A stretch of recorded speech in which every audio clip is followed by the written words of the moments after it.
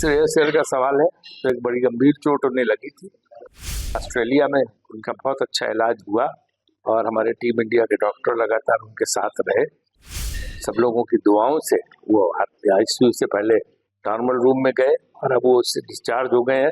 श्रेयस अय्यर जो है उनकी तबीयत बीते दिनों खराब हो गई थी, अब वो जो है डिस्चार्ज हो गए हैं। इस बारे में बाकी श्रेयस अय्यर का सवाल है तो एक बड़ी गंभीर चोट उन्हें लगी थी, लेकिन ऑस्ट्रेलिया में उनका बहुत अच्छा इलाज हुआ और हमारे टीम इंडिया के डॉक्टर लगातार उनके साथ रहे और वो भगवान की कृपा से और सब लोग। श्रेयस अय्यर का सवाल है तो एक बड़ी गंभीर चोट उन्हें लगी थी। ऑस्ट्रेलिया में उनका बहुत अच्छा इलाज हुआ और हमारे टीम इंडिया के डॉक्टर लगातार उनके साथ रहे।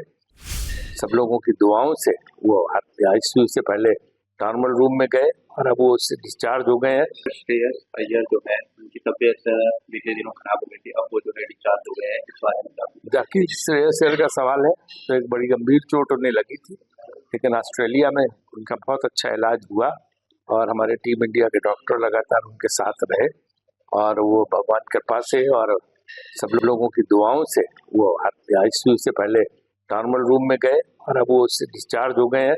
तो हम सब लोग हैं उनकी स्पीडी रिकवरी की कामना कर रहे थे और वो ठीक होके आ गए।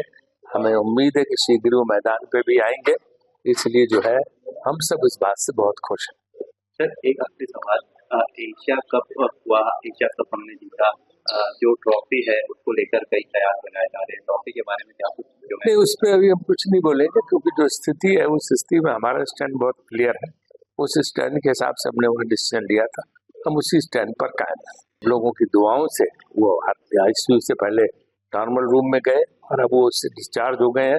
तो हम सब लोग हैं उनकी स्पीडी रिकवरी की कामना कर रहे थे और वो ठीक होके आ गए। हमें उम्मीद है कि शीघ्र वो मैदान पे भी आएंगे, इसलिए जो है हम सब इस बात से बहुत खुश हैं। सर, एक आखिरी सवाल, एशिया कप हुआ, एशिया कप हमने जीता, जो ट्रॉफी है उसको लेकर कई कयास बनाए जा रहे हैं, ट्रॉफी के बारे में क्या कुछ नहीं, उस पर अभी हम कुछ नहीं बोलेंगे क्योंकि जो स्थिति है उस स्थिति में हमारा स्टैंड बहुत क्लियर है।